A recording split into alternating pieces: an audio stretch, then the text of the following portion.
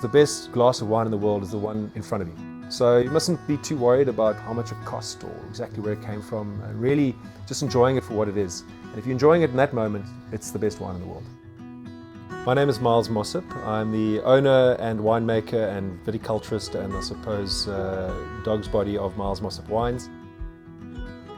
I was formerly at Tokara as winemaker for approximately 18 years before leaving there about 4 years ago to go out on my own and focus on Miles Mossop Wines as a brand.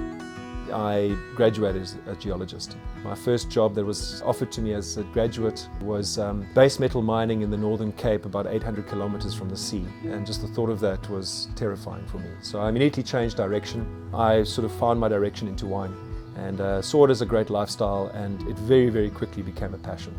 I work a lot outdoors as one would do as a geologist, but in winemaking it's creative and for me very important being close to the ocean. One of my main passions in life is surfing. It's something that I've been passionate about since the first time I stood up on a surfboard when I was 6 years old. It's a great synergy, I think, with wine. Winemaking is a lot of hard work, very dynamic industry, and surfing is just a beautiful escape. I'm a different style of wine business where I don't own my own vineyards and I don't own my own winery currently. The dream and the plan is to one day to get to that point. I currently produce wine in another winery just outside of Stellenbosch on the Polka Dry, working with farmers that believe in my philosophy, understand what I'm trying to achieve when it comes to quality, because that's really what we're after, is just quality, quality, quality. For me, it's very important to work with vineyards growing in poorer soils, so we have restricted growth, hopefully smaller berries, good concentration. Really trying to express those sites the best way I can. The very first wines that I produced was at a time that myself and my wife Sam were starting our family. I don't have history in making wine, growing grapes, so you create your own history when you create a brand like this, and it's very much centered around family. Family for me is exceptionally important. Great blends deserve a name. It was a no-brainer for us just to name them after the kids. So we started a trend there about naming wines after family members.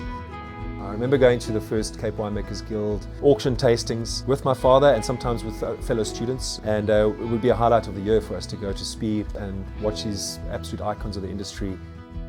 The wines that I've been making for the Cape Winemakers Guild auction for the last number of years, and the white wines I've focused on Chenin Blanc, Swartland, Paderberg, Granite Soil, Old Vine Chenin Blanc. And I give the wine my child's complete name. So the white wine for the auction is called Saskia Joe.